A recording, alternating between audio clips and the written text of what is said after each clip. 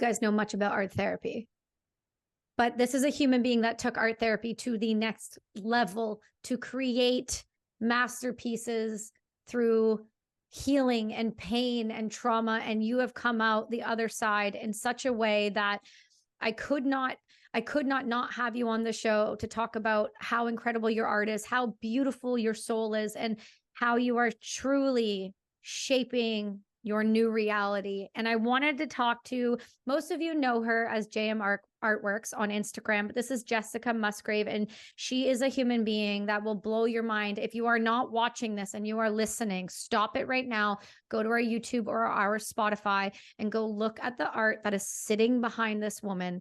It is going to shock your system. The fact that you paint this blows my mind. Thank you. And it has come from a place of like desperation and grief and turned into this really beautiful thing. And now what I want it to be is more of a story to inspire others to pick up their own craft. So if you're taking just a snip of like what I do and why I do it, it's really to grow communities and inspire and heal. We all need healing in our life. And I think that using our five senses and art, really, there's a reason why creativity works, why art therapy works. And yeah, this came from it, but it's because of a lot of letting go and allowing to let it manifest in the way that it needed to manifest. So before we get into how you started creating these amazing art pieces and masterpieces, in my opinion, I mean, just looking at the lady behind you, it's like, you cannot look at that and not go, this is more than just art. This is not just, paint by numbers, painting for fun, art therapy type painting. This is next level stuff that could be quite literally here for the rest of time. And so I want you, in your own words, because you are the best at describing yourself, tell you, my listeners, who you are and why I think you're so incredible. Yeah. Well, first, thank you for having me on. My name is Jess. My friends know me, or my name is Jessica. My friends know me by Jess. And so whenever I like to meet someone, I really like to get to the place, whenever you automatically nickname someone because you're drawn to them. That's how I like to approach these things, even though we're online.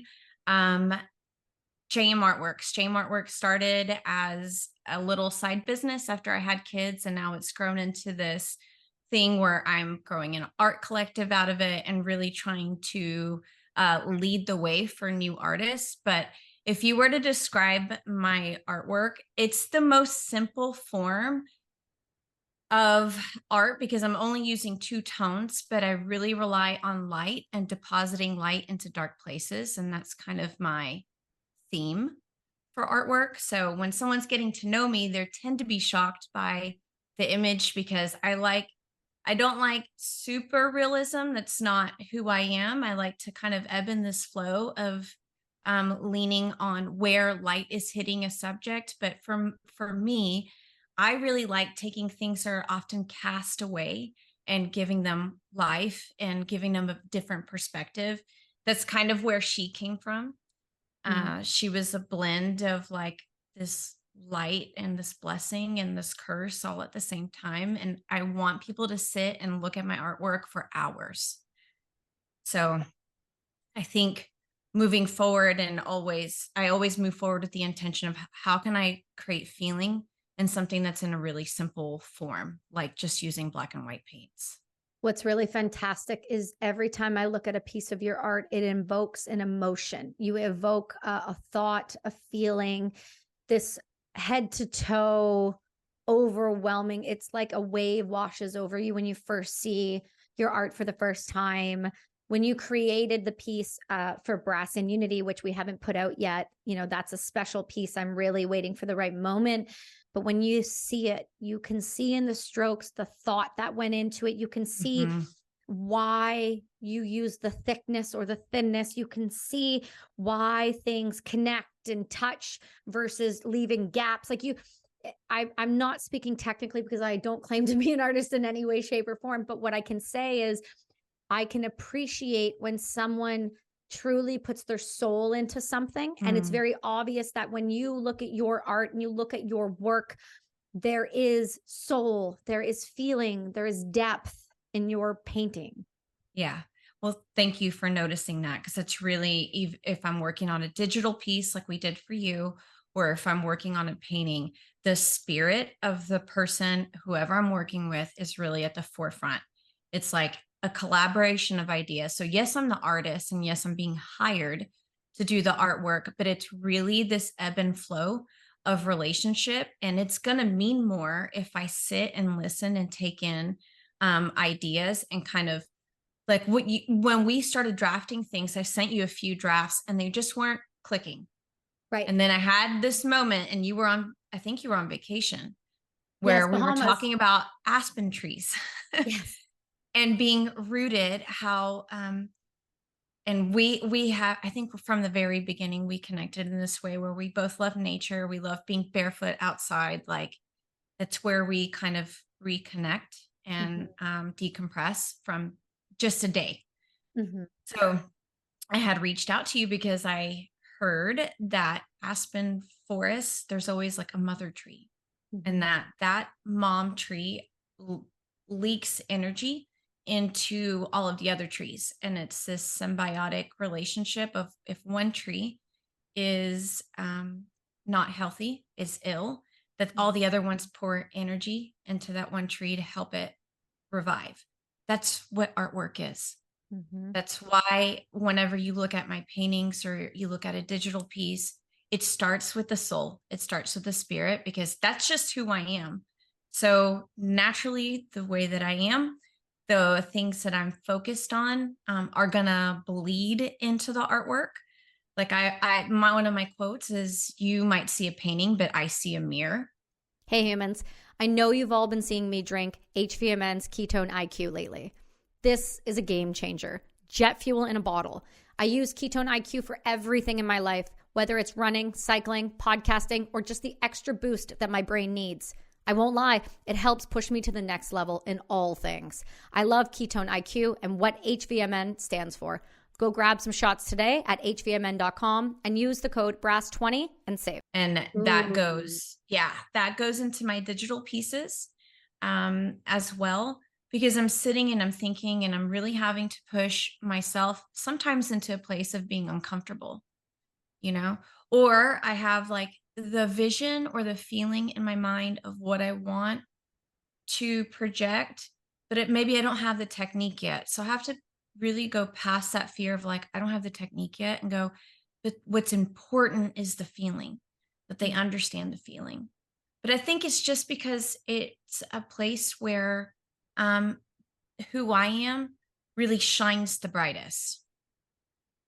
So It, when you're picking up the soul and the spirit and everything, that's who I am as a person. I care more about relationships than I do things. And I think it shows in my artwork.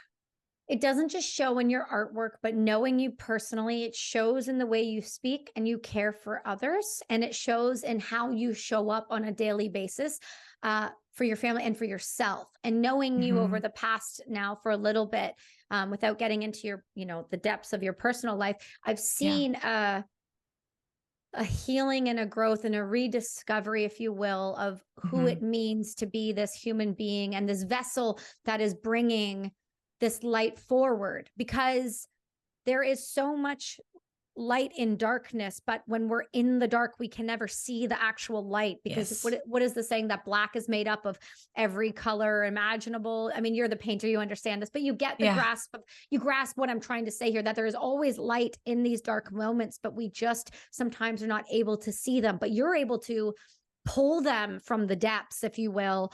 Mhm.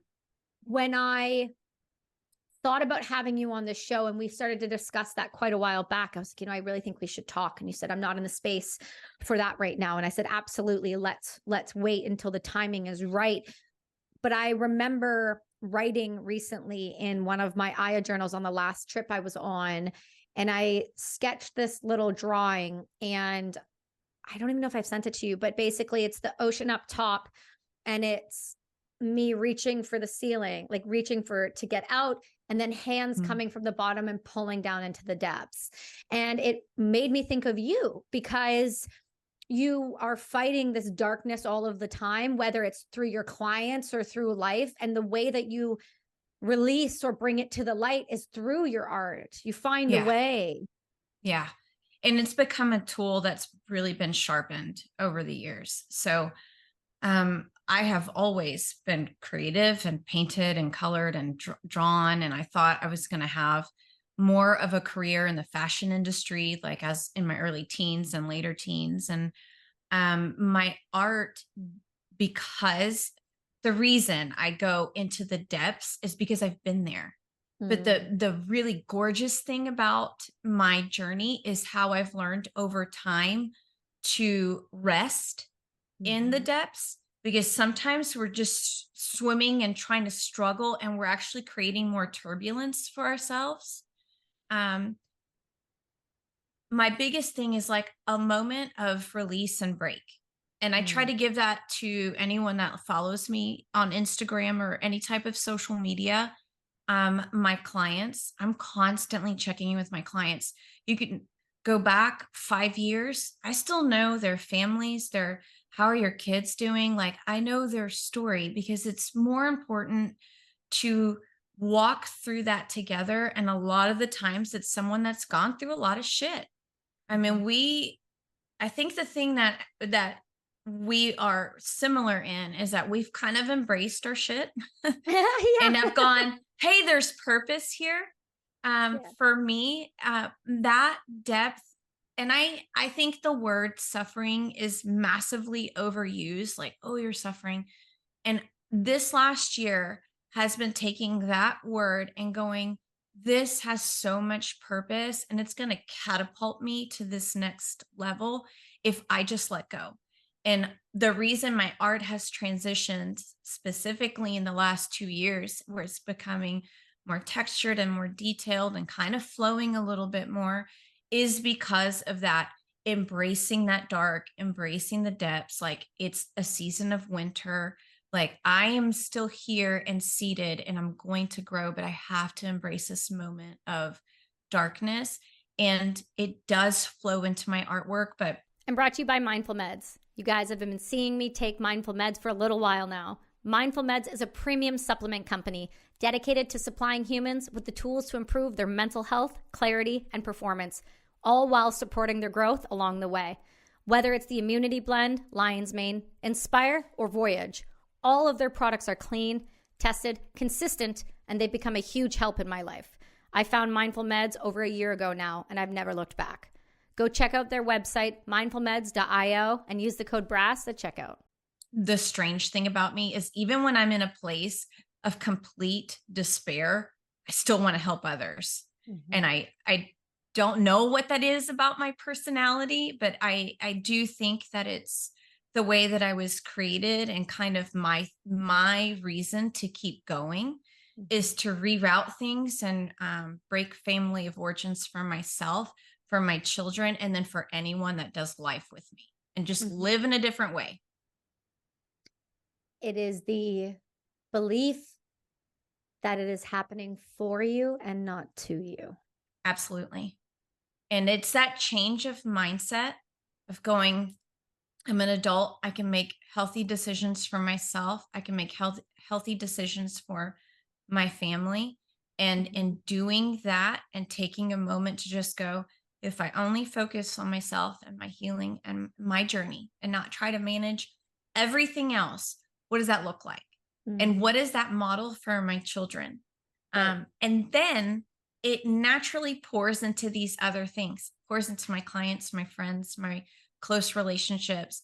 It pours into my artwork because at the forefront, it's really about healing and inspiring. Um, and if I wasn't honest about my despair and my brokenness and my grief and all the things that I've kind of have felt, then it would take away from how special this is. So I Mm. lean into it with a place of like having to really fight fear of judgment, because I think the people who need it in their life, need this type of artwork in their life, are already going to be like a magnet to me. They're going to be um, this energetic pull to me.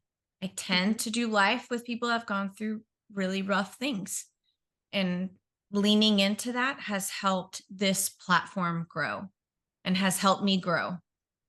And I can see it. From the moment I met you, there was this magnetic draw to just you. I knew, I could tell from the way your art was.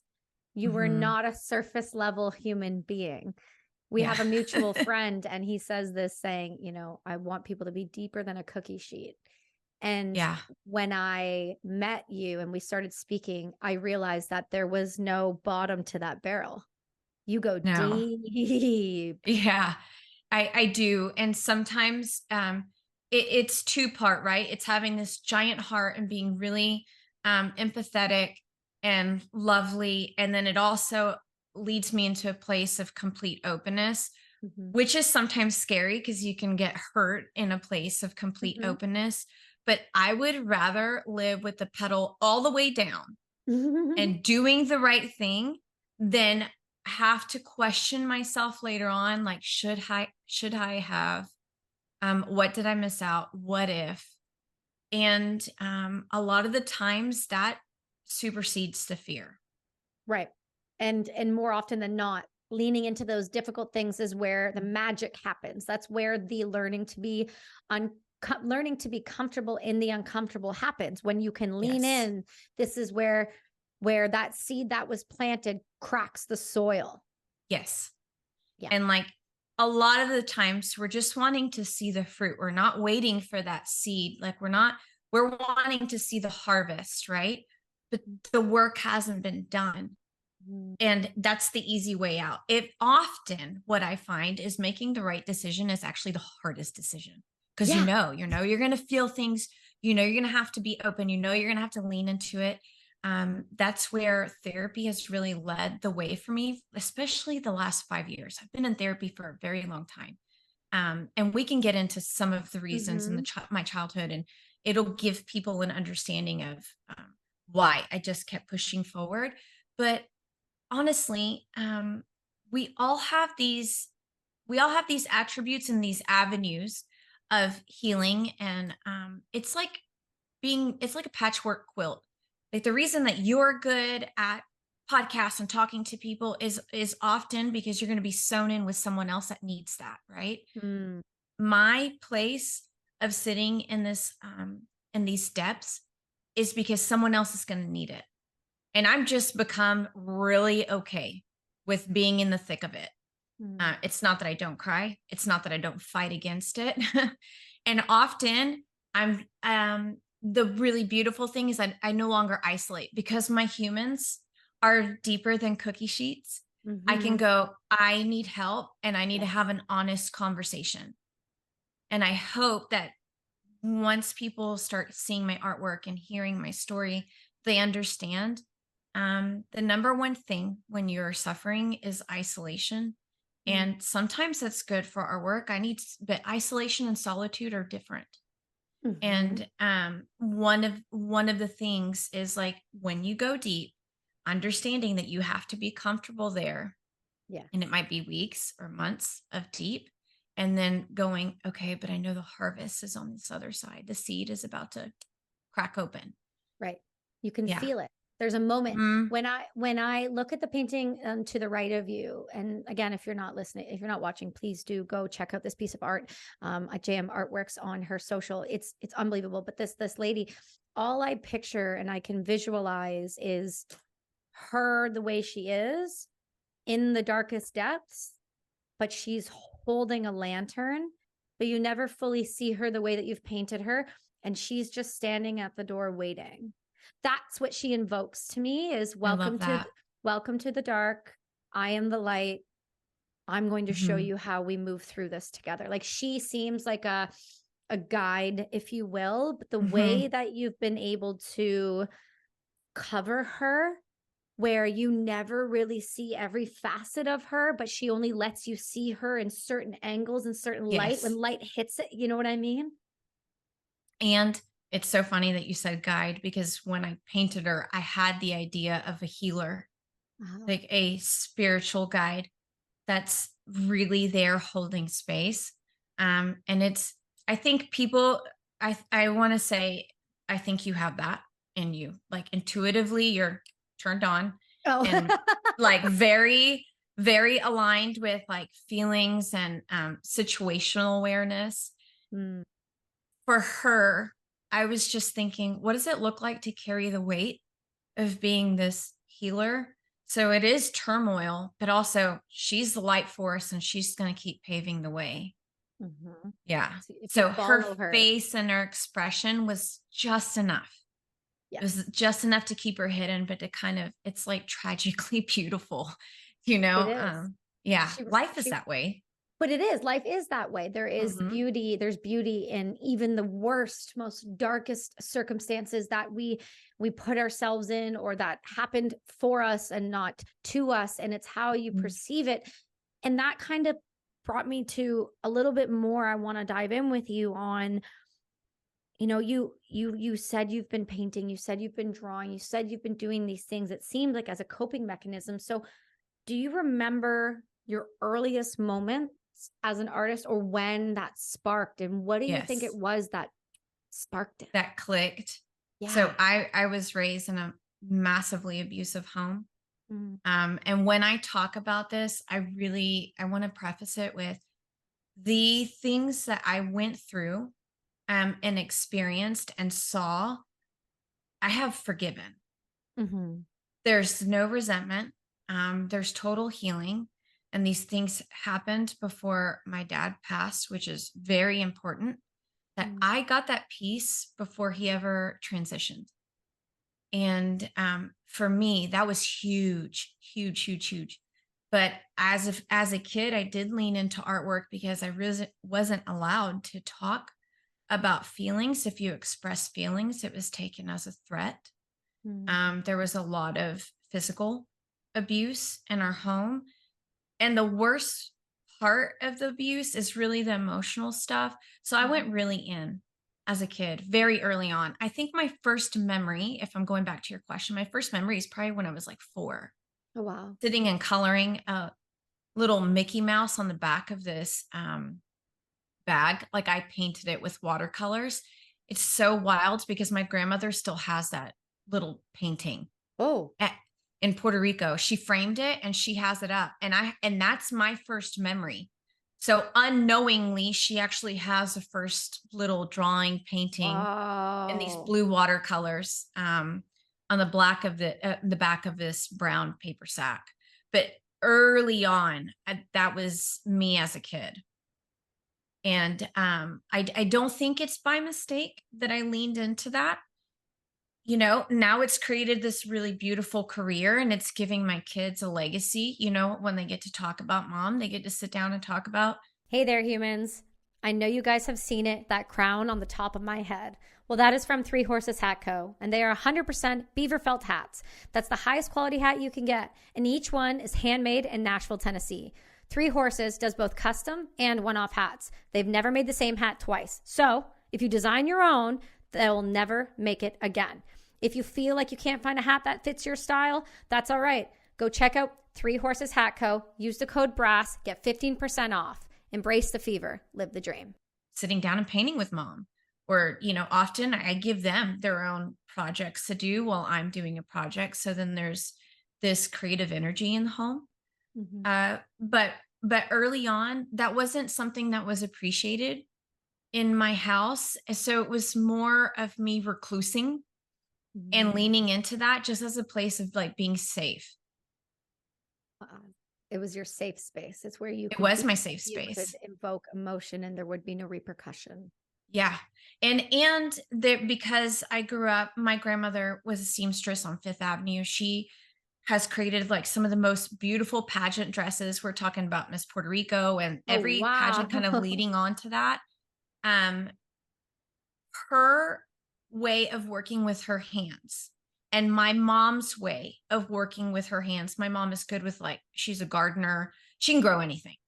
But she arranges flowers in a way that I'm like, that makes sense. I mean, I am lucky if a succulent survives, you know, Yeah. like I'm lucky, but her gift is that. Yeah. And seeing that as a kid, there was always these like little nichey places. And I thought, well, I'm leaning more into this fabric and these ways of creating texture and volume with fabric. So that's really what I was sketching at an early age, was dresses and like different forms. But it's really because it was modeled. My grandmother sewed, my mom sewed, and they both worked with their hands in really different ways. Mm. So through my rearing, I did constantly lean into my journals were really drawn journals. It wasn't that I sat and wrote, my teenage hatred in a journal. Yeah. It was more of like, I'm going to create this gown, and I would draw out the person in the gown, and then that would be like my art journal. Wow. Now that's developed into something else, and I find myself writing often for myself if I'm not painting or creating something on the iPad, like a digital piece. But really at the forefront, it's always been art. It's always been creativity of some type. When you're raising your children and you're involving them in this process of creativity and emotional states, I would assume, and knowing you, I know the answer, but I would assume emotional states in your home are welcomed and expressed and celebrated in a different way. Yes. Because anger, sadness, happiness, joy, they all have a place. It is the most human experience to have those feelings. But what I find often are that kids are told to sit and be still, that these feelings aren't correct or aren't right. And for me, I invite all of the feelings and go, okay, well, I hear what I hear and what I see, because and I point out the fact you threw this, or you're sad, or you're crying. So I point out something that I can tell. I understand or think that you're sad because I see, name the fact. Mm. Would you like to draw that? Would you like to sit and paint with mom? I mean, my kids, they help paint that. I'm very hands-on when things like that come up, because I do invite it. But when someone walks into my home or they walk into my art space, I want them to come as they are with their own feelings. And that's how I approach motherhood. My kids, I'm just there as a guide, right? So my son loves to build. And if he's having a really tough moment, or if he's joyful, I just put a handful of Legos, just set them down. And then I let him get curious about it and explore that. And then by hearing his ideas, which is the way that art therapy works, right? I'm not asking him what he's building. I'm watching his process of building and going, I am so curious why you like the red there, or why you built this. And then he just naturally explains what he's feeling, why he built it. But it's really a gift to be able to hold space in a home and invite those feelings, and then lead and guide in the way the kids need. I hope I answered your question. You nailed it. The Okay. example, because what that shows is you were able to break a habit that your family created, this processes of we don't share emotions. You're able to break the chain there and give your children the complete opposite flip flop of what you had. But it seems like, from like observationally, a lot of individuals will do either lean into what their parents were like, or they will be the complete opposite. Yeah. And it's very wild, because when you start looking into abuse cycles, and you really dive into that, and this is the work that I've done over the years, at some point someone has to break the cycle. Right. And it is the hardest thing I have ever done. It's the scariest thing I've ever had to face. And I had to realize that in the midst of my adulthood, I started creating some of the cycles again, and started becoming okay with some of the cycles. And I am gas pedal all the way down. So it was an absolutely not. Will not be created again for my family, for myself, for the kids. And for the kids, I know that they see me struggle, but I allow them to see the struggle and say, hey, your mom's crying right now, and it's okay to be sad. And I'm struggling with my feelings, but you do not need to make me feel better. I'd Mhm. take a hug from you. If you want to give me a hug, or if you want to cuddle or sit and draw with me or paint with me, but you don't have to make me feel better. So in that moment, what I'm trying to do is going, okay, yes, I am the cycle breaker, but I don't want something else to be picked up during that time. Right. And it's really rerouting family of origins for myself and for every family member that I do life with. Mhm. Yeah. No, that it makes complete sense. And the fact that you've been able to acknowledge that, and the fact that you've Mhm. been able to put that into practice, that's the beautiful thing about art and healing and art therapy. And we've talked about this offline, you and I, because I have a form of art therapy that turned into a wearable product. And you have a form of art therapy that turned into a masterpiece that hangs in people's homes and galleries. I mean, art therapy, in my opinion, is a very underutilized tool that if more of us would teach or express or show Yes. that it's possible and that it can look like a million different things. It doesn't have Mhm. to look like one thing. Yeah.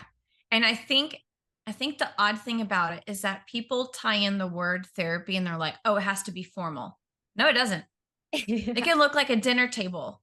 You know, I will throw down crayons and coloring books, and I allow the kids to color or draw or build while they're eating dinner. And what I have realized, it's in that moment. Okay, let's say they had a heavy day at school. I drove them to jujitsu and we did jujitsu as a family. And then I brought them back home and now it's super late. They were active all day. Mm, That moment of art and creativity is to bring the level down. mm, At an early age, I was diagnosed with PTSD. I kind of dropped the D off of that a long time ago and just said it's PTS and go, what does that look like? Okay. This is how it's coming up for me. And my art therapy, my actual art therapy started there. But what I've leaned into is it can be in getting in touch with your five senses mm. and going, okay, cooking allows me to focus on this and I'm being creative and then it brings my level down. Or I listen to music. And in that moment, maybe I'm drawing while I'm listening to music. That's a moment of art therapy. So it doesn't have to be anything formal, but I had to have something formal, excuse me, for me to get even at a level where I could understand I'm in my own body again. Mhm. What does when you're painting, when you're looking at symbolism in your art, Mhm. how do you decide which symbols and I guess colors aren't really something you work with. So which symbols, how do you decide which symbols you're going to incorporate in those art Yes. pieces?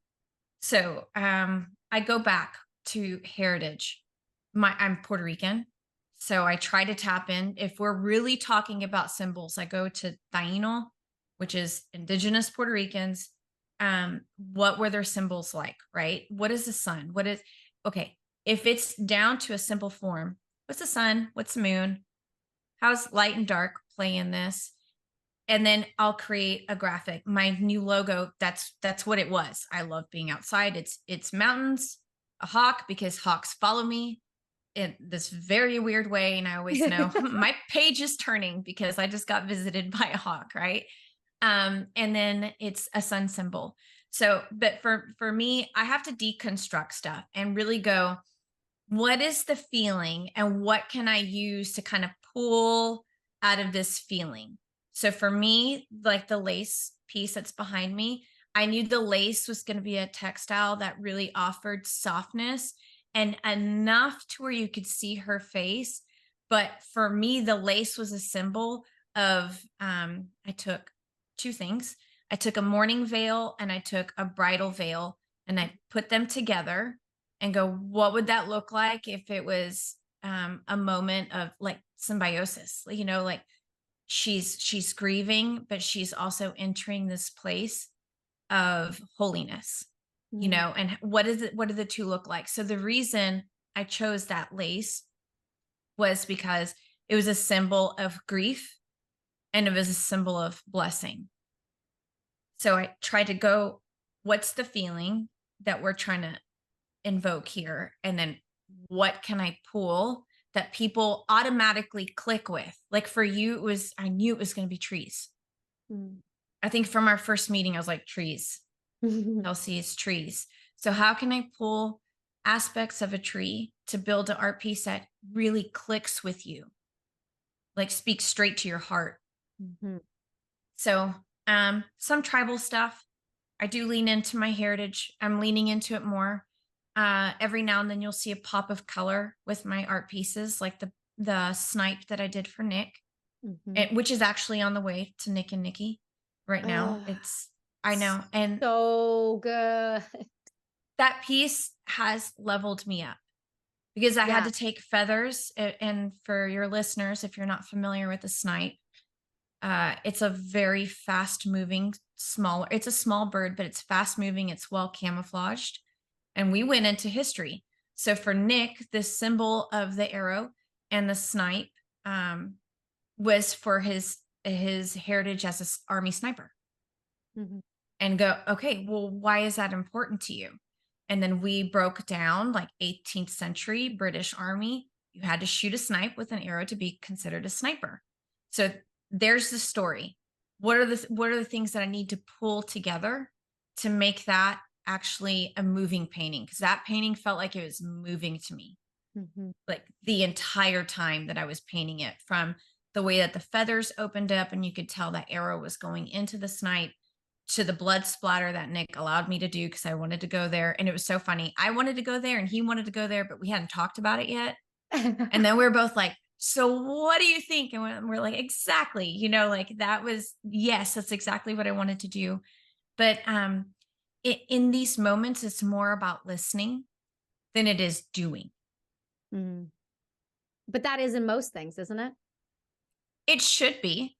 How often do we hear like what we want to hear and then we do what we want to do because we're following what we hear, right? So what I have found, the healthier I get, the more I actually listen, the more compassion and the more grace I can assert for others, but most importantly towards myself. And then it allows me to go into this place right back into artwork where I'm like, ooh, I experienced that today. So we're going to paint it out. We'll have a moment of meditation. Well, it's very difficult to listen to others when you're unwell, to hear others when Yes. you're fully unwell, when the voice is Yeah. already too loud. Yeah. And I think a lot of the times that comes for me personally, but from some of the people that I do life with, it comes from a place of fear. Mm. So it's hard to listen to someone when what they're saying is going to cause you fear in that moment. And embracing that, I always say like fear is the mind killer. It's just depositing things into your mind that don't need to exist. This is something it's a struggle for me. So it's not that I'm like this, I have not entered this level of like fear ebb and flows. No, sometimes I get stuck in it. Yeah.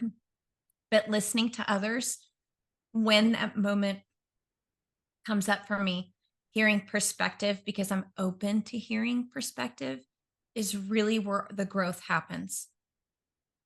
Yeah, absolutely. I can see why. I can understand why, and it makes sense. But your relationship with art has ebbed and flowed over time. But the relationship between your art and the concept of beauty is something I want to look at next, because there is the idea of putting things out there, the idea that the judgment could come with it. What is your perception of beauty versus others? It's how everyone's going to kind of receive it. So in saying that, now that art has become such a deep part of your life, how has your perception between art and beauty changed over time? Yeah. So it's massively changed. If you look at my earlier works and pieces, they're super colorful. They're sometimes watercolors, so it's a little bit more fluid. And I hit a place that after my dad suddenly passed in an accident, my grief created this place where it had to be ugly.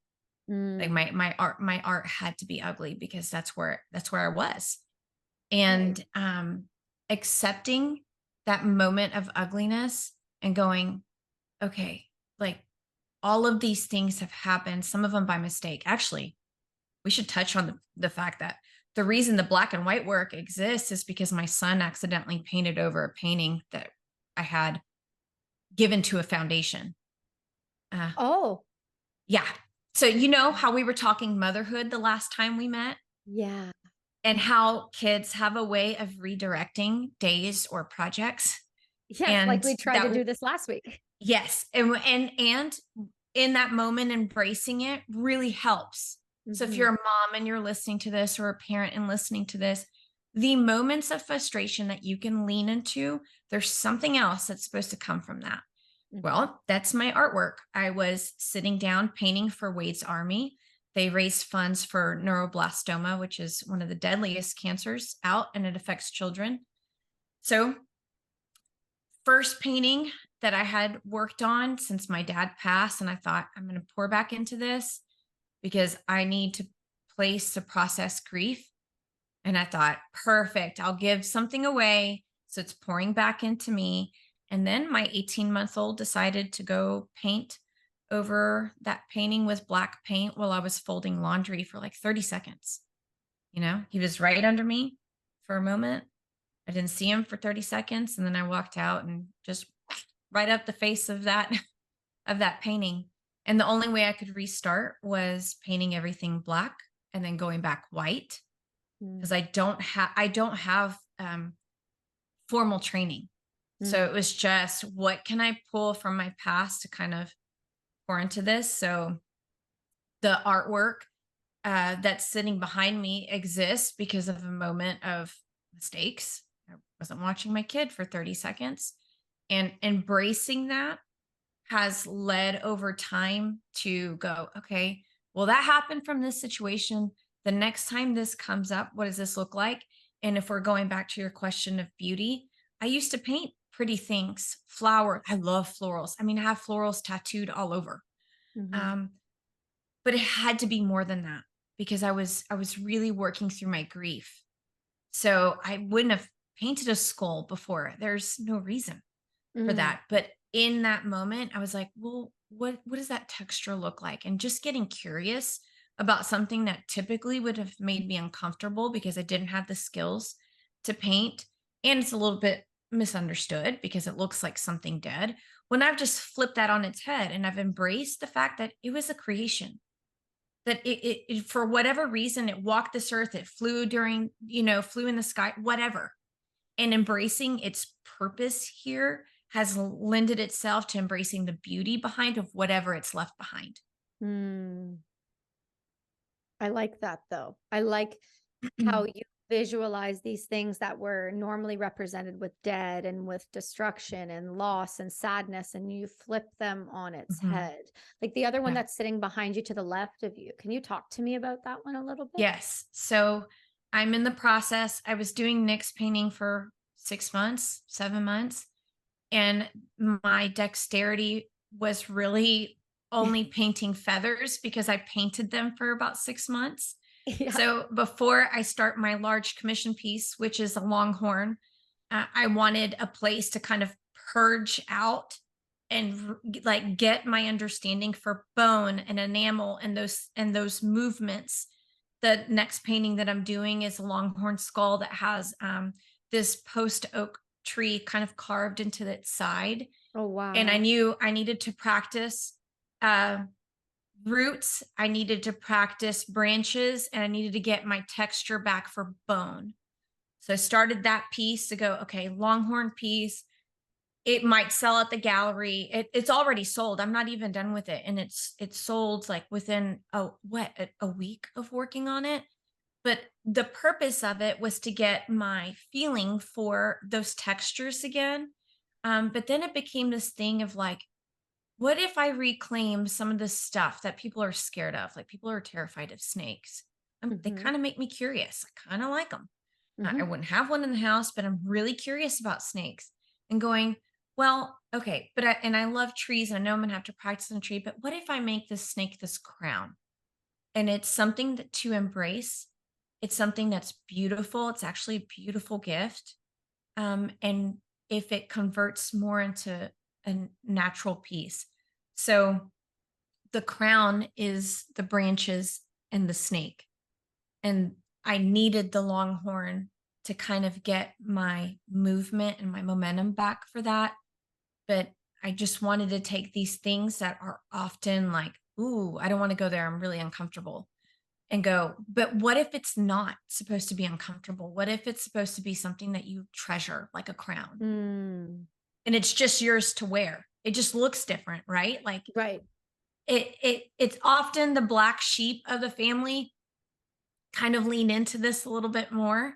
And I feel like that often. Excuse me, I need to clear my throat. No worries.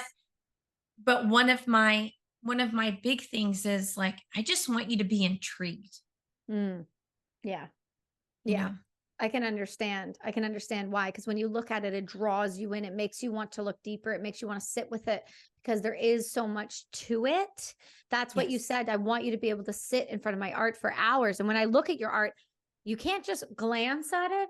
There's so much, like, not just depth, but texture is a great way of putting it. Like, that's what I love about her behind you is you can see the folds, you can see the movement, you can see the sheerness that it is lace, but you can also see the weight of it, if you will.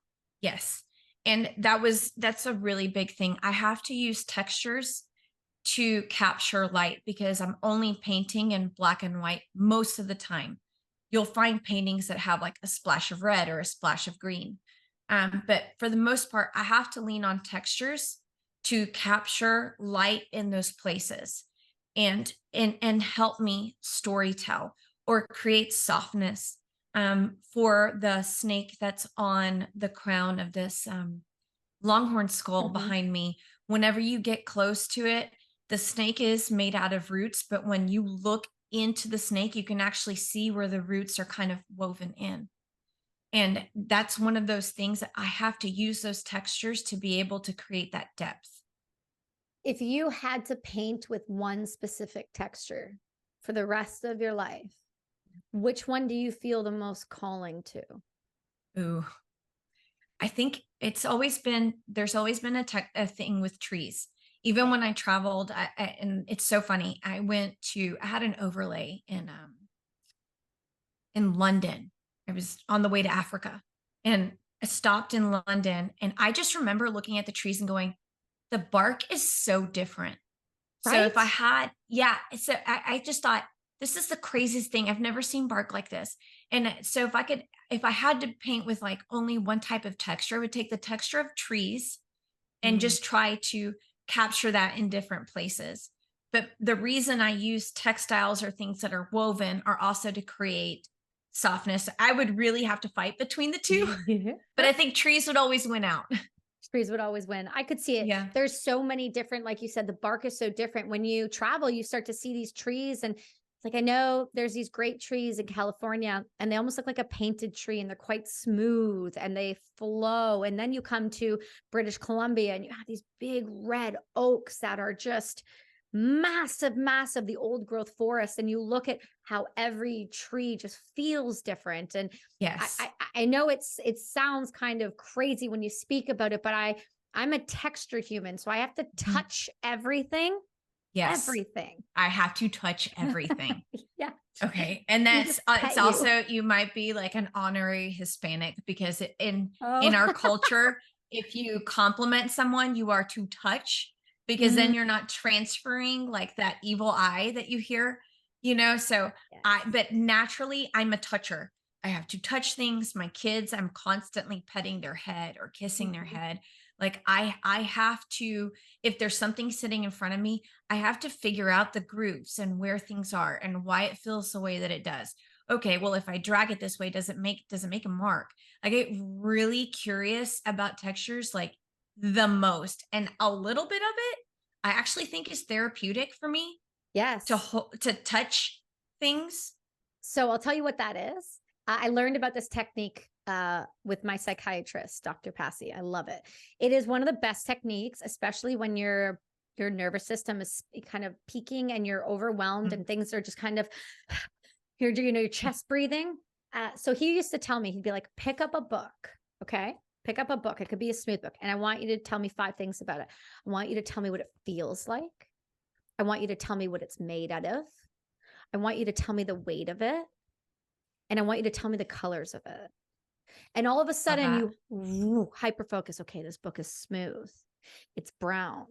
It has a ton of pages. It's not too heavy. And it's maybe made out of, X, Y, and Z. And then all of a sudden you're no longer in this float it down and you've picked it up. So there's a physical aspect drawing you into something. And it's so great. My counselor used something, or my therapist used something that was similar. It was using the 5 senses. It's like, name 5 things that you see, 4 things that you hear, and you just kind of go down the list. And it's a moment of jolting the brain. But I did not realize that I do that with touching. And I am like, I'm a natural hugger, cuddler. Yep. Like, I need you here in my lap. I know you're a grown adult, but I need you sitting in my lap so I can caress you for a little bit. Correct. Yeah. It's funny. After one of our last ceremonies with Aya, a bunch of us finished. We walked to the Maloka and we went inside the house and we all sat down. But all of a sudden there was like 6 of us on a couch and we were all in and on each other. And we all just kind of sat there. And there was this moment of, because I have this thing with wolves, this, but there was this moment of that pack feeling where everyone's just rubbing up against each other and nuzzling and cuddling, and this exchange that was happening, this protective thing. And I had these big dudes just like everyone's squished and I'm kind of in the middle, and it felt safe as fuck. And we are primal. Yes. Our nature is that way, especially whenever you're comfortable kind of being in the uncomfortable. You tend to nudge more. You tend to be one of the first ones to nudge. And you're like, yeah, hey, I see you. I'm thinking about you. That's a little nudge. But what happens in those moments is like we're sown with this frequency, right? And when everyone is self-regulating, I call it the season of panting. And that's from one of my favorite books, The Women That Run with the Wolves. It's talking about this high activity and like, okay, this intruder came in, the pack is handling the intruder. And then we kind of all come together to pant and really come down a level. We do that with artwork. That is one of the ways. It's not just as women, it's as people. I mean, more for me, because I lean into that with like this feminine presence of like, hey, I'm nudging and I'm coming and I'm going to self-regulate, but I'm going to self-regulate alongside you. You're going to biomimic. It's really this beautiful thing. And I think whenever you're open to like intuition and you're open to this other realm that maybe we can't see, but often we're feeling, it's just our busyness keeps us from feeling it. When we open ourselves up to that those moments happen where your wolf pack is sitting together, kind of like caressing, nudging, and just going, I'm here. We're good. We're doing the work together. Especially after things like ceremony, when you've just got the shit kicked out of you, there's this like calming that happens together. And it's a really profound, really, really profound thing, which kind of brings me to my next thing with you. If you are in these situations and you're constantly putting yourself out there and you're constantly just giving your energy off, there has to come some type of feedback. There has to come some type of, I would think, not even necessarily criticism, but energy exchange from putting yourself out there. So how do you cope with that?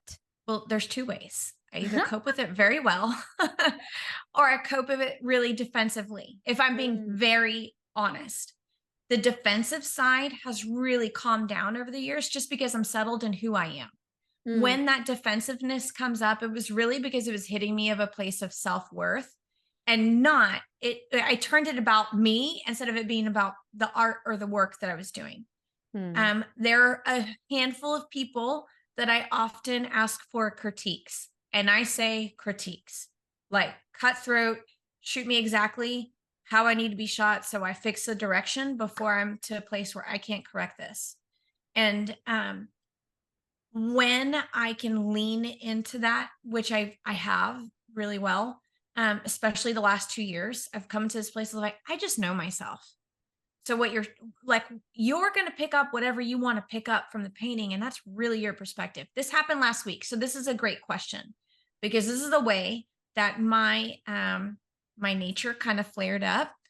I was having a really good conversation with someone who I look up to, and they just don't get my artwork. They don't get the funness about it. They don't get the spirit life of it. He had a lens of it's just so dark. And I said, that's really funny, because you see whatever you want to see. Mm.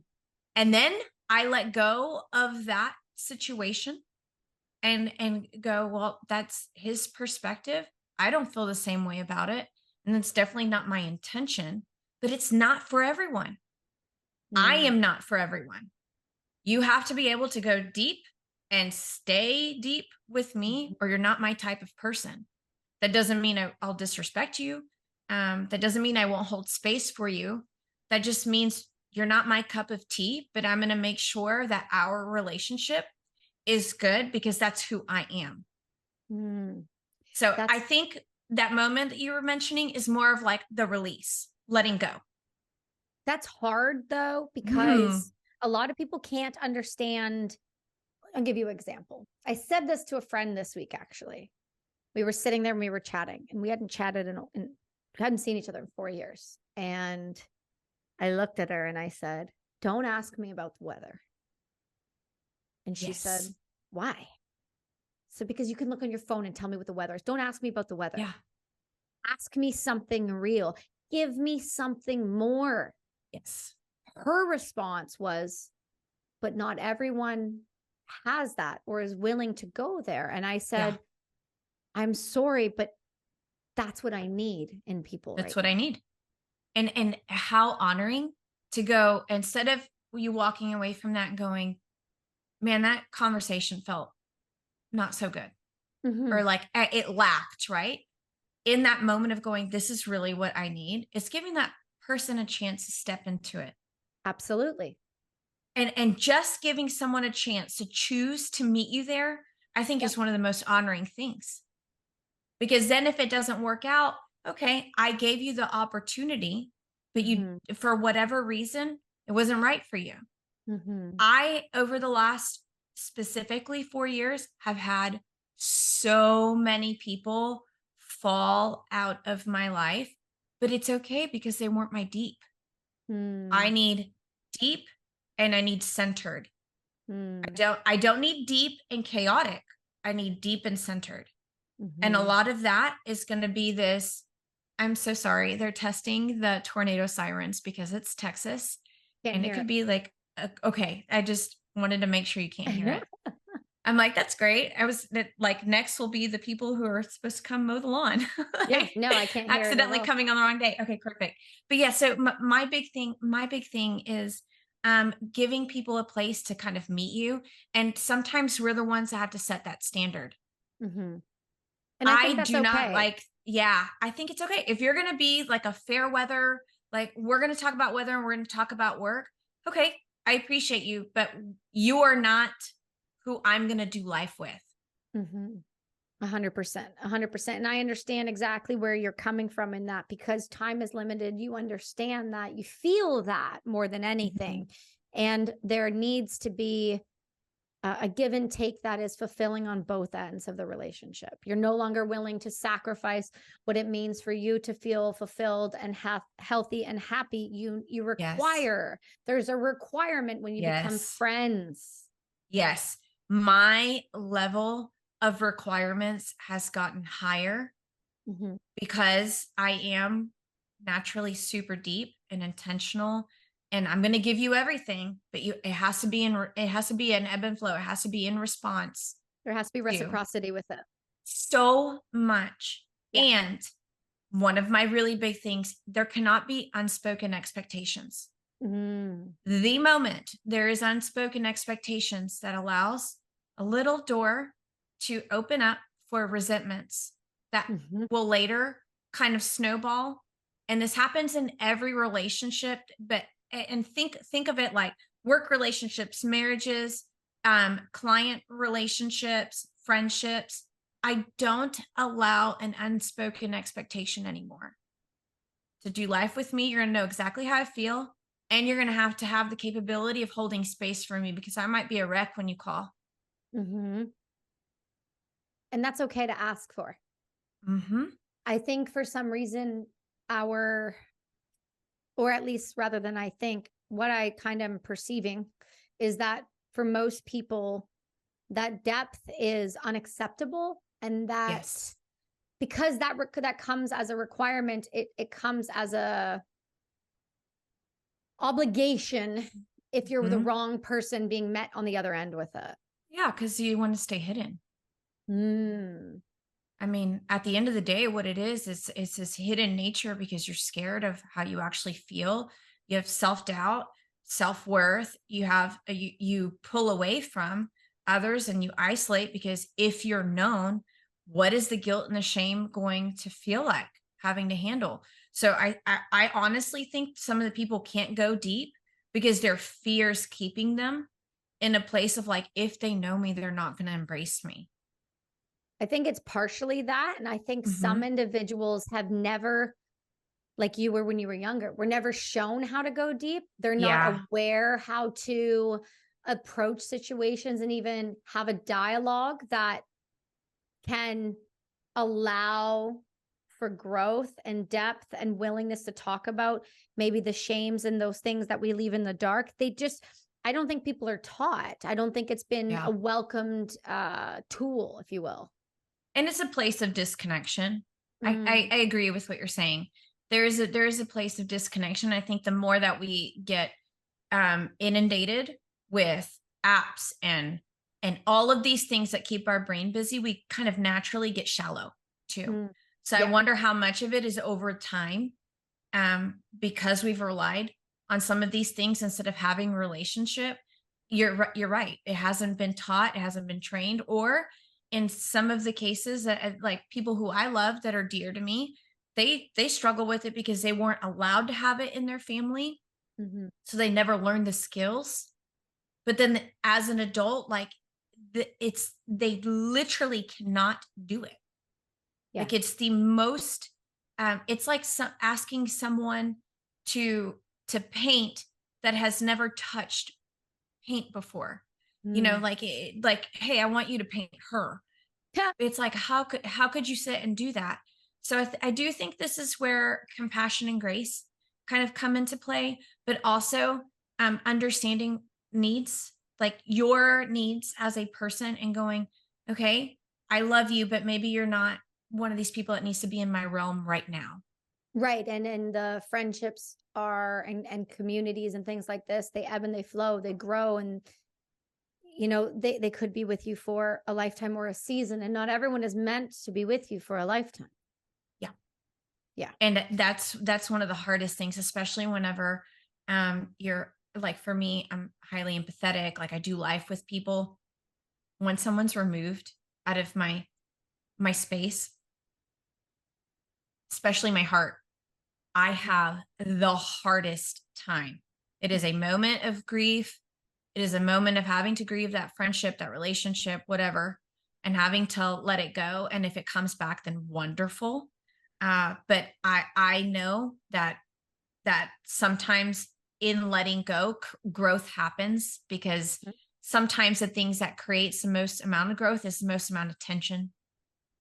So allowing the tension to be, allowing those people to have their space, and then to really come back in an honoring way if they're going to come back. Right. And you'll know, you can see it. You can see it. Because actions speak louder than words. So yes, maybe Mhm. you had trouble with that in the past, but I'm so proud of you because I see you doing XYZ differently. And Right. then point out the fact and go, okay, and then give a little bit of credit. But my thing is not going like, when I go all into my friendships, all in. And I've had to realize that's not normal. Like people aren't that way, So, I love being that way, but I can't expect everyone to be able to be that same way, Mm-hmm. because what I'm strong at, it might not be what they're strong at. Yeah, I I mean, give definitely. me math and you'll be like, oh, okay, yes. Okay, we understand that. We understand each other. It's funny because there's those moments where you really are. There are friends that are like that, and I try to, if I fall in love with someone, I try and preface this before we start conversations. If I really fall in love with you, I am a lot as a human being. I am an intense human being. I'm involve myself in your emotions, in your life, in your culture, in what you love. I believe in throwing myself into people the way that they throw themselves into me. But if there is no reciprocity, I cannot. I used to be that person who would just keep giving and giving and giving. And then I realized that that's not being met on my side. So why, as much as I love you, I love myself enough now to know that if I'm not getting my needs met, then this isn't for me. Yeah. And it's displaced energy, right? Because that energy you're pouring into that person can be poured into 100 other things for yourself. Exactly. And it's not selfish to do that. Right. I've had to redirect a lot of my energy and go, it's so much easier for me to do this for someone else. Why? And then I go into, I need to understand why this is easier for me to do this for someone else instead of doing it for myself. Okay. And then it leads to more understanding. But then from that, I'm able to lean into that more for myself and redirect that energy and just go, you have a place at my table, but this is what the setting is going to look like. Right. I love that. I love that analogy. That's brilliant. Mm-hmm. Yeah. Yeah, that one hit. That ticks something. It ticks something because I can see my table almost like in the Valhalla. I can see my table, but I can see the differences in the place settings. And it's so funny because what a great analogy for boundaries. Yes. And the thing is I give chances. You cross my boundaries. I'm going to sit and I'm going to have an honest conversation with you. And we're going to walk through that honest conversation, however uncomfortable it is, however hard it is. But then you're going to know this is exactly where we're at. And if you choose to cross those boundaries again, then it's immediate disrespect and not valuing where I'm at as woman, as person, as mother, however that develops.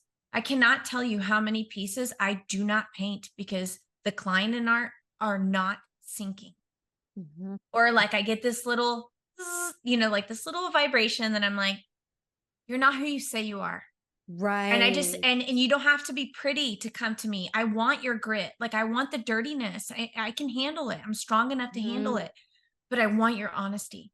And if you cannot come to the table with honesty and you cannot come to the table with vulnerability, you're not my cup of tea. And I don't want to do business with you because we're going to have a hard time. I'm going to be trying to pull feelings out of you and you're so guarded and so walled off. I'm not going to be able to create for you how you deserve to be created for. But if you don't want that for yourself, I can't be the person to deliver that for you. Right. Right. That completely tracks. That makes so much sense. You really do value yourself and your self-worth, but I know there's been moments where the loss of identity, I think there's a lot of conversations that happen around motherhood, and they're always from this space. Motherhood is beautiful. Once you have the child that comes out of you, you feel this overwhelming love. You feel this motherhood is this gorgeous thing that you're raising children and you're creating life in the next generation, yada, yada, yada. You know what motherhood really is? It's a kick in the teeth. It's a punch in the face on an everyday ongoing basis. And then another little human that just looks at you and you give all your love to, and they go, you're okay. Yeah. Like it is constant. Yeah. It's so funny because my son got on the phone yesterday and he was like, Jessica, did you know what I did today? I was like, first of all, it's mom. Don't take my title away. Yeah. But it was with this like sass. So there was a huge loss of identity for me. I went from this really high paced career, making a lot of money and going, I feel I'm more naturally minded. Like if you haven't picked up on the trees and the barefoot and the the sage that's literally sitting right by me because I saged before we got on. That's okay. Yeah. Yeah. Yeah. It has to like it's here. We were talking about touching things. I've touched, sniffed, like I know what that has done for me. And that's exactly how it needed to come for this conversation, is with intention. But what happens, moms are done a really big disservice because we're told, like, there's aspects of being a woman. And if you're a guy and you're listening to this, lean into this for me just a little bit. There's aspects of being a woman that we're supposed to be this kind, loving, warm creature. Yeah. And sometimes we have this social aspect of like, but you have to work, you have to bring money to the table, you have to run the kids from school to the other activity, you have to get dinner cooked. Oh, and if it's not an organic, gluten-free dinner, then you're a piece of shit, right. And we have these crazy standards that we will never be able to meet. The standard of a woman has really shifted. It went from like homemaker to finding this place and like, what does it look like in work? Well, I started finding that for myself, and I really found an identity in my work. And this is why a lot of my clients are veterans. And I understand, you get out of the service and it's like life has changed literally from one day to the next. And it's jarring to the system. Well, that is what motherhood is for, or what has done. It has jarred me into the place, like it shook me into the place where I can no longer hold my career as my identity. I had to get to know myself and what I treasure. I mean, when I started looking into having kids, it was like, well, there's like different ways I can have kids. I can have kids by the side of a lake. I can have kids in an OR. Like what fits for me? So I started studying the human body.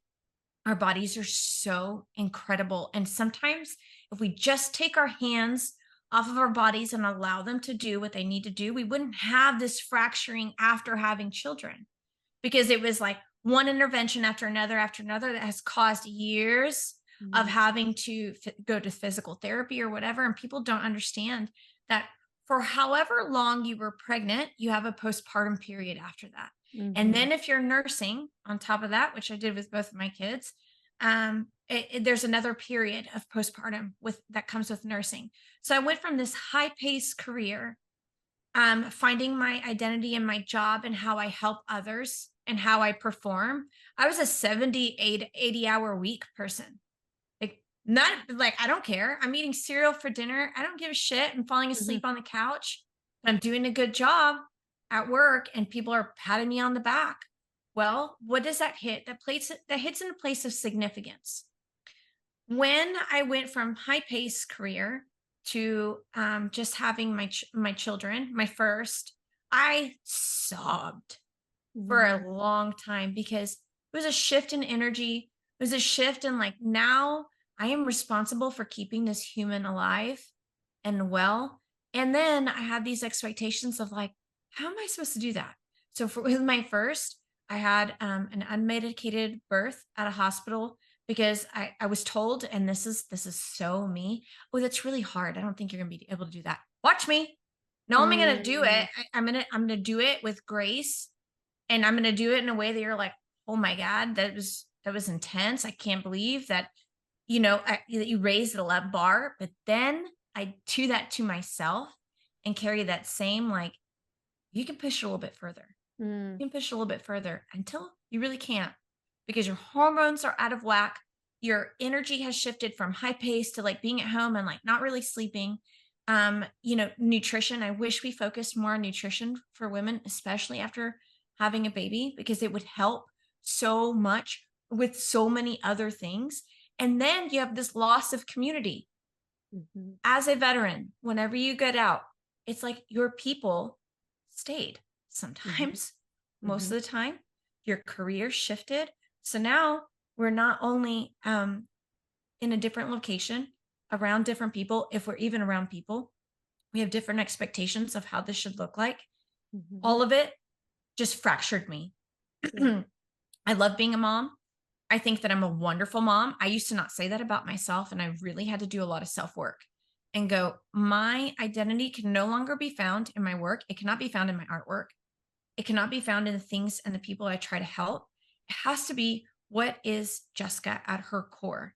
And then Mm, if I'm leading motherhood as this is who I am, and oh my God, aren't you lucky I'm your mom? But like in a yeah. fun way, like and Yeah. not being like this dragging out. I don't put TVs and stuff on in the car. I allow the kids to have conversations with me Mhm. because I'm picking up nuggets, right? So some of it is going, what can I balance out? Because I work full time and I paint and I'm a mom.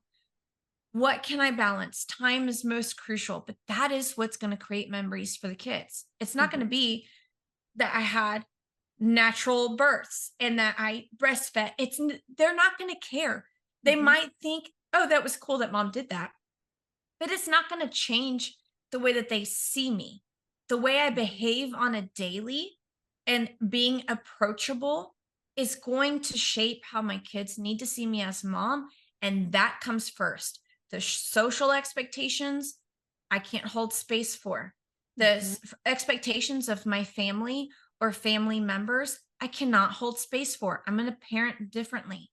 And I've had to shift all of that over time. Artwork has really helped with this, significantly helped with this. But I had to shift that over time because it really came from a place of like what felt like destruction. It was like Yeah. my life fractured in that moment. And everyone's like, oh, you need a baby wear. And, don't you love your baby? I do. I do love my baby. I love being a mom. But why does it have to look in this place of just always being pretty? Like Mm. I wish that there was more actual postpartum pictures of women out there and that we had these conversations of like, hey, your body's going to look different and that's okay. Yeah. That's not a I remember, oh my gosh, I said that to my husband probably handful of years ago. Jack was probably right around four-ish. And that discussion of, are we having more? Are we having blah, blah, blah. We were hard. No, we're Mhm. not having any more children. We're very sure. Snipped, we're done. Like, it's no chance. We're not risking the biscuit here at all. Yeah, risking the And biscuit. we're not risking it for the biscuit. We're not doing that. So we knew. But when we had Jack, I remember very, very vividly the celebrations of the baby showers, the celebrations of this baby, this baby, this baby, this baby. But then we had the baby. Baby came out, baby had some issues, baby got healthy. Mhm. But I'm over here going, I can do baby, but they never told me what to do when the baby turned into a kid. And then Yes. how I was going to handle the school Yes. systems and other parents and other Yeah. influences. They didn't tell Yeah. me that, the 46 pounds I gained on a 5-foot frame Yeah. was like, it was going to go away. It was going to be okay. They didn't tell you that nothing was going to quite feel the same, that your hips aren't going to feel the same again, that you might need to do some work on your core. Like, my Yeah. mother-in-law is a trainer, so there's that conversation, but there was never this like, Kelsey, your body may never feel the same, that your hormones are going to Yes. be out of whack, and there's probably things we can do to help you balance that. Like, there Mhm. wasn't this conversation. There was this overarching, the baby, the baby, the baby, the baby. Yeah. Forget the rest. And one of my things, and I watch this happen still, um, people will hold doors for pregnant women, and then they will watch women that are like with the baby carrier in the bag and all of the stuff. Struggle. They don't open the door, but that's really what happens. That is a picture of what happens with us becoming this mother, Mm. right? It's like all of this excitement, all of this care kind of ahead of time. And then the baby's here and you're left to carry the things, not always by yourself, but a lot by yourself and figure it out. And I think if we had more conversations of like, your body's going to change. You might have postpartum depression. So this is what this is going to look like. My second pregnancy, I worked with a midwife. Do you know what happened? Shifting out of that medical situation to more of a in home Like Mhm. we're doing life together. She got to know me and I was able to go to her and go, I don't feel the best. Yeah. I'm having trouble. He's colic. I don't know what to do. My Ooh. second pregnancy, I had to fight to keep that pregnancy. I had IVs drawn at home Mhm. because I couldn't eat. I mean, I was vomiting from the moment I got pregnant until the moment he was in my arms. And the Oh. moment he was in my arms, I was like, someone give me a chocolate donut right now. Like, I need it. I need a hit. I need a So, hit. yeah. And they did. They went and got me chocolate donuts and You're damn kolaches. right they Yeah, did. I sat there with my new baby sitting in my home in my tub going, I have you. I have my donut. We made it through, dude. And we're Right. doing so good. But no one told me what that postpartum period was going to look like. And I had a lot of anxiety leading, especially in that second pregnancy, because my husband wasn't home often. His work kept him. And I was so sick. I was having to rely on people. And no one talked to me. No one talked to me about that shift from first kid to second kid. Yeah. Because then it's on. There I've is heard about no, that shift. it's like herding cats. Like we're trying to go in this direction, and it's chaotic. And then what happened for me is I had this new baby and then my dad died. Right. And none of it, I was ready for none of it. And this is where my art has manifested and came from. It's like all of these seasons, loss of identity from career, straight to being extremely sick with my other pregnancy, and kind of dabbling in things and trying to find a path again and trying to find a rhythm again for myself and for my family. But really it was for baby and for husband. It was never for Jessica. It was being all of these other things for other people. And it's not that they asked me to be that. It's just the expectation that was kind of set at the table. Yeah. This And is the deal. if someone had sat me down and go, hey, we know that this is kind of the expectation that's thrown out there, but you really don't have to be that. I wonder how much better I would have been doing, because life continues. That's Life happens. That's the same with trauma, right? When Yes. no one sits you down and just honestly sits you down and goes, this is okay. This is normal. This is temporary. This doesn't have to be like this. But it's a lack of conversation and a lack of community and others seeing around you what you need. Yes. You're the vessel. You're the creator. You are the reason that, like, let's be honest with ourselves in a very dramatic fashion. Women, real women who have uteruses, the uteri. Yeah, we can talk about that too. Yeah. So women who are born women, who birth human beings, who populate the planet. We populate things. That's insane. The fact that we're the ones that are left to struggle afterward blows my mind. This is where tribal concept really, I wish, still existed, because I would love, and I will, and we're talking about motherhood and all things motherhood right now, and lean into this. When my dad passed, I was nursing my son and it was sudden. I had nothing. I had no bottles. I had nothing. I was his, not only did I birth him, but I was his like I was sustaining him.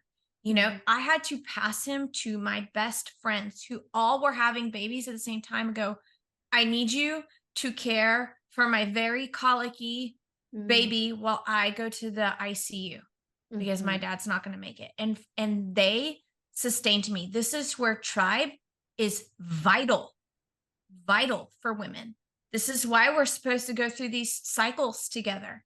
It's because, and in a moment, life is going to keep happening and we have to have someone else that's walking alongside us to step in and go handle that.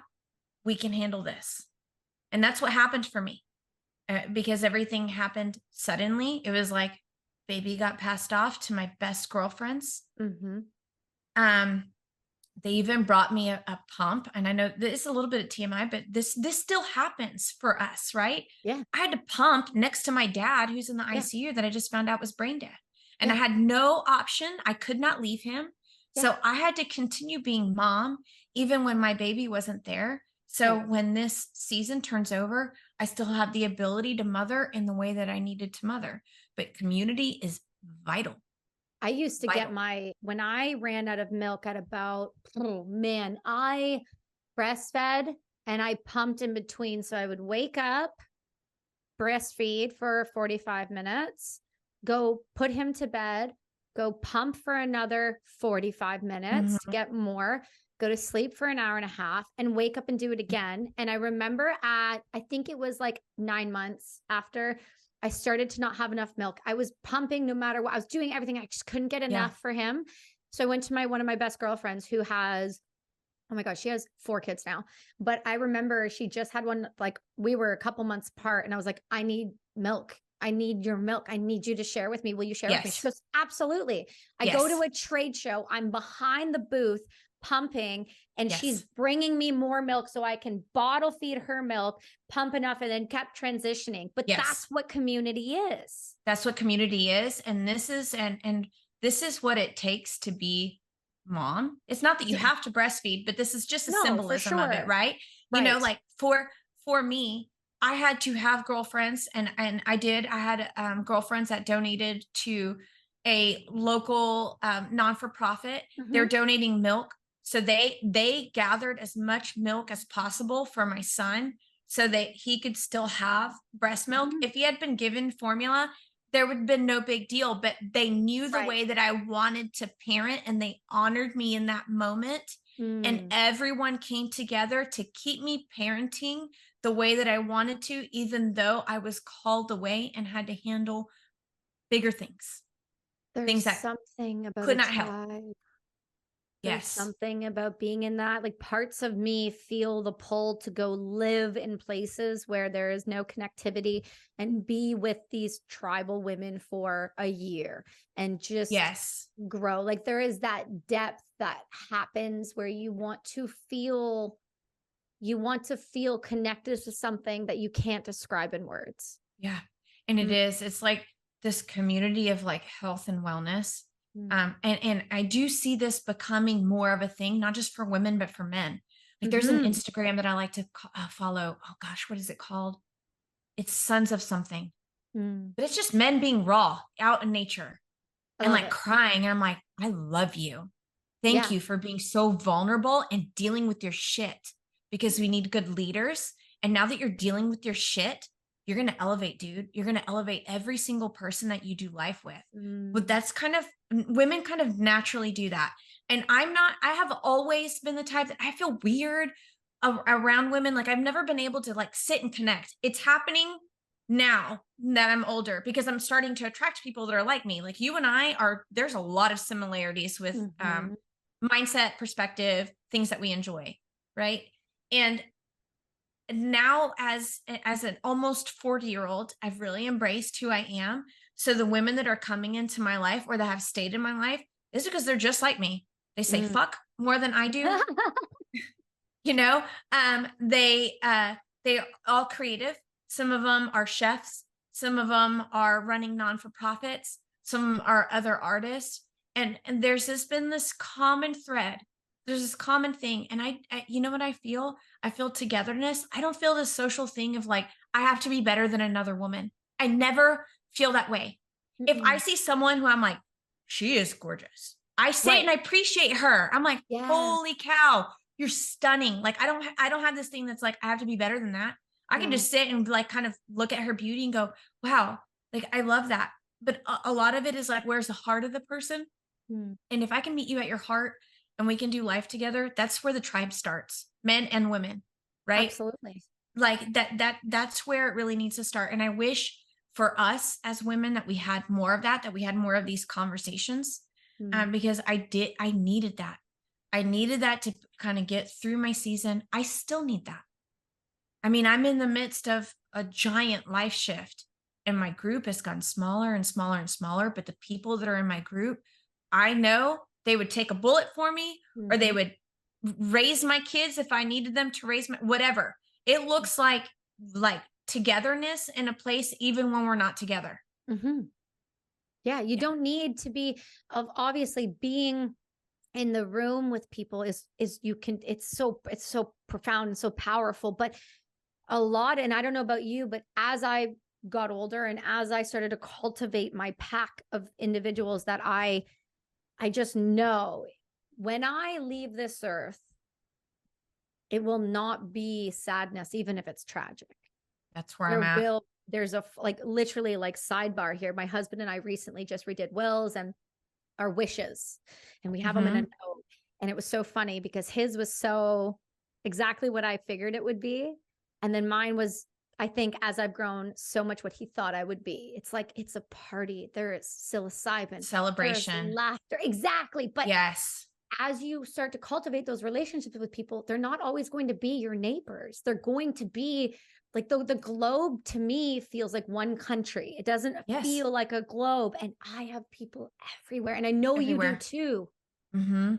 It's so crazy. My, the clients that go deep with me, it's one of those things that we are always connected no matter where they're at. I have one in Germany right now. I have one in England. I have like you in Canada. I have a bunch in Texas because that's where I do life, you know? And my thing is like the feeling, the spirit of the person always goes wherever we're at. I have friends that it could be 10 years and I would pick up right where we left off. Oh yeah. But that's the level of cultivation that we need when we're going through these identity shifts. But if we had that be prior to the identity shift, we would be doing leaps and bounds better as a community, as a nation, just as a human species. We would be so much better if we took the time to cultivate that prior to the shifts. Yeah. Because the chaos is going to happen, the shifts are going to come, but what is your foundation built on? Right. Me moving forward, it's solid foundation.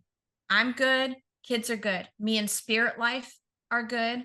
I say higher power now because I feel like the phrase God has been like religiously abused, but it's me and spirit. It's me and my higher power walking. Me and higher power are walking, then I am good to make decisions for my family, for my children. I'm good to make decisions for as a leader at work. I'm good to make decisions as a creative artist. And then in this place of motherhood that's just really flourished. What's really profound about you is watching this growth, and then you take these steps, but you've also leaned into other things that are forms of art and forms of discipline and forms of strength. And you've really shown your children that through jujitsu. So I want to touch on that before we move into some other questions. But I do want to touch on jujitsu for you because it has been something that has been quite cathartic for you. Yes. And for me, I experienced something 4 years ago that was physical violence. And we go back to that word. I don't like using suffering because then it puts me in a place of victimhood. And I took that situation, go, never again.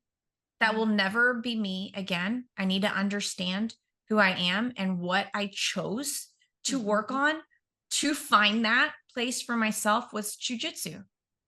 So as women, we're often attacked and honestly it happens more to moms than anyone else because we're distracted. We're buckling the baby into the car, you know, like our back is turned. We're in this triangle of death, essentially, like this section of the car that you really can't get out of. So if the fight is going to go to the ground, what does that look like? Right. And how do I handle myself? And I chose jujitsu. I had friends that were doing jujitsu. I had heard a lot about it. Because of the way that I grew up hitting like Krav Maga, which I was a part of a gym that had Krav, I can't do it. It would send me into a dimension where I was reliving stuff. And it could have been me and a woman trading punches, fine. The second that an honorable, good guy and I were doing our counts, I would get activated into a place where I'm like, I feel like I'm about to die. And I wasn't there. All of a sudden I was somewhere else. I was in the past. I was not where I needed to be. So grappling to me, even though it's very intimate, because you're in the bubble, it's not an arm's reach. You are body to body. I knew that I was going to have to lean into that to kind of find the art and the game and everything that is jujitsu. But for me, it was my self-worth. I needed my self-worth back. And I plugged into that going, yes, you experienced something that's violent, but now you can take care of yourself and you can take care of your kids.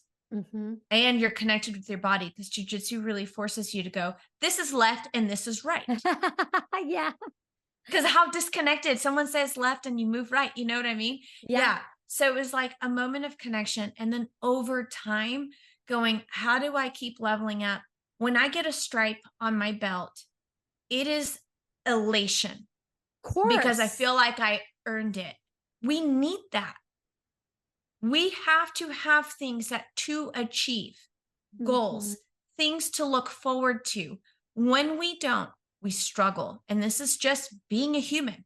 You have to have things that you're working towards, or you get in this place of like being muddled and really losing perspective. Yeah. And that feels dirty to me. I don't like it. I would rather go through the hard and go, oh man, today I like caught a knee to the face. Like I didn't move this right way. I got caught in this choke. What can I do differently? And then learn the game.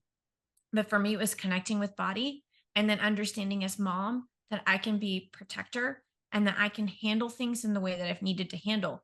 Now, within the game of jujitsu, I've learned, because we're fun-sized humans. We're fun-sized humans. Fun size, you know? So like, I literally am small enough that you can put me in your pocket. Right. But for me, it was like, what's my strategy? Okay, speed is my strategy. And then I leaned into, what do I need to be faster? So jujitsu for me has grown, and we can dive into like TBI. But when I went to go see resiliency and actually just get like a baseline, where am I at? They thought, we actually think that you're doing better because you're doing jujitsu. Right. And it's creating this elasticity, you know, this way of having to move your body and think that's primal and kind of making things spark again for you. And it really has.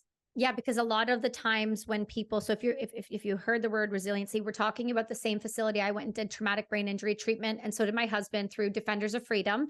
And so resiliency is down in Coppell, Texas. And one of the things they do with you when you're there is they take you outside or they take you to their other facility and they make you march. And that is the cross crawl motion. And a lot of people with brain injuries cannot do movement like that well. So when you're working on those deficiencies, your synapses, things are firing again. Yes. And they're turning your brain on, and your brain is starting to create those connections and heal. Yes. And for me, it's like this reconnection with self. It's going, oh man, this feels differently. Now, when I'm in the middle of the role, I kind of find myself closing my eyes and just feeling, which is hilarious because that's really what I do like on a day-to-day. I just feel things, you know, I just go, okay, yeah, this place feels good. Or, you know, when you walk into a room, you're like, this feels off. That's jujitsu. Yes.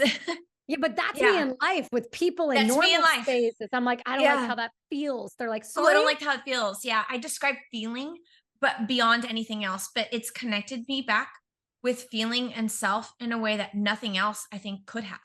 Right. And the art of it is really gorgeous, because when you first go in, and I want to really encourage anyone that's thinking about doing it, like put the hesitation aside and just go try different gyms, because I've been hit by men in my past. I could not go to a place where it was just males. Right. I did two things. I coupled entanglement training with a firearm with jujitsu, but the firearms coach is a black belt in jujitsu, and he found the gym that and now she's become a great friend. Coach Beth teaches at, and Beth had to walk. I had a very honest conversation with her. Hey, this is my past. I don't want to feel this way. Can you walk me through it? And we started baby stepping. If you can approach martial arts in that way and have an honest conversation, so the coach has clarity on how to approach you, it's when you're going to receive the most amount of benefit. So for me, going, hey, I experienced this. I don't want to feel like this anymore.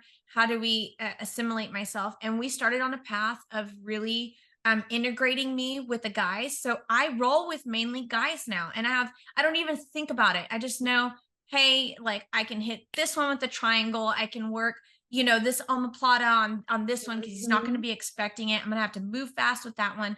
And now I've gotten to more of the art in the game because I have enough of a foundation where I understand movement and where my body's connecting with itself. So in January, I received my blue belt, which was it was one of those moments that was life-changing for me. And now, like 2 weeks ago, I got my first stripe on my blue belt, and you would have thought that I just won the lottery. I was like hooting and howling and doing all of the things because that is what I'm working towards. I'm working towards those goals for myself. And my kids do it now. And it's amazing. My daughter was actually the first one to compete from her family. And she just did that on her own. She just wanted to do that on her own. I'm like, how cool is that? That at 8 at the time, she was like, yeah, I want to compete on a huge stage. It was in the middle of the stadium in Frisco.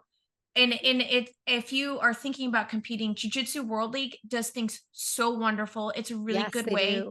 Yeah, I love that league very much. They're thoughtful, and it still feels like I want to connect with the Brazilian roots of this. Like I want to connect with how did this move become from judo and its origins in Japan, and now Brazilians adopted this. Like I want to connect with all of the history and the movements of the history.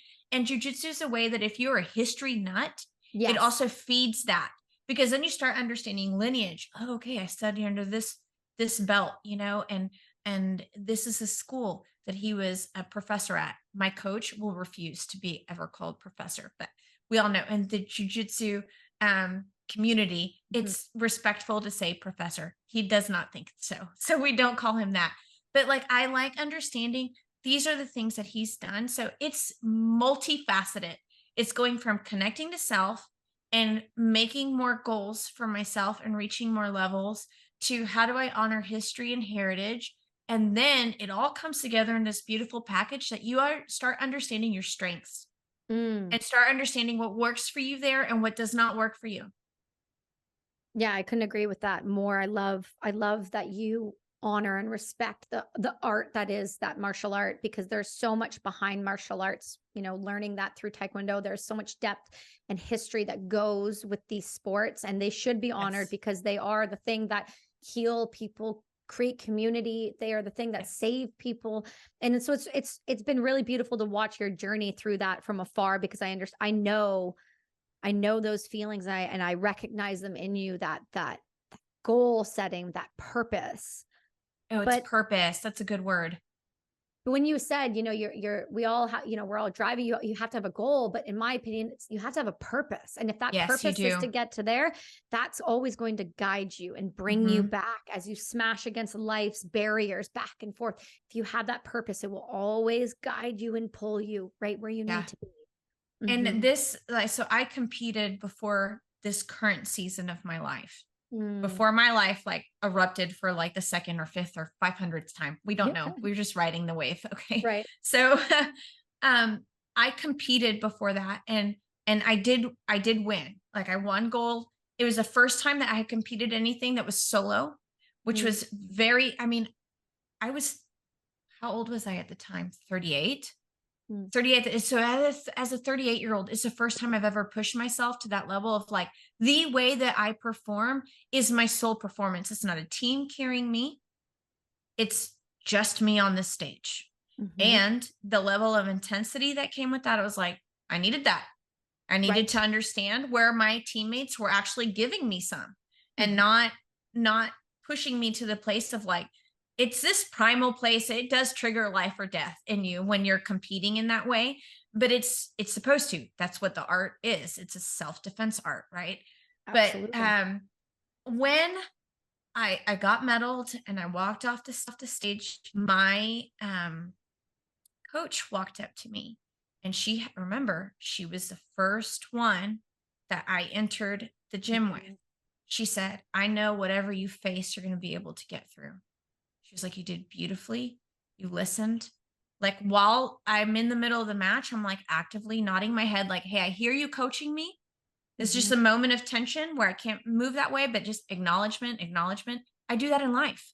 Right. Like, I hear what you're saying, and I'm going to acknowledge, but I'm not to the place where I can move. I'm in a season of panting, and I'm a season of pause or awareness. And then it just progresses. And that is what jujitsu is for me. It's come alongside me and really has grown me as a person. And now is growing my children to where they have their own goals. They'll be able to choose. I'm still choosing for them to stay in it, but they're to the age, like, my daughter is going to be 10 this next year. They're going to be to the age where they might not want to do it anymore. Mhm. But I'm like, dude, you're doing it until double digits. And then we might like investigate if this is time for you to move into another sport at the Mhm. time of like age 11, 12, like around that time. But for right now, it's giving them a good foundation for them as little humans kind of experiencing life too. No, I fully agree with that statement. And I'm really glad that you are doing that because it gives them a really good solid foundation. Mhm. Which brings me to my next question and my last question, which is what legacy as an artist do you want to leave behind? That was a tearjerker one because I think about this all the time. Mhm. I because it's so much of my life Mm. being poured into each painting, into each graphic. It's my perspective. My biggest thing is I don't want people to give up.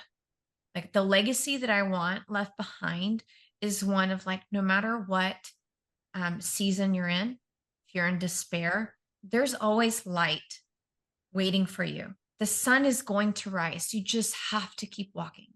Mhm. And my biggest thing is I want people to remember my heart and how I poured into others, and that the art was just a way of getting there.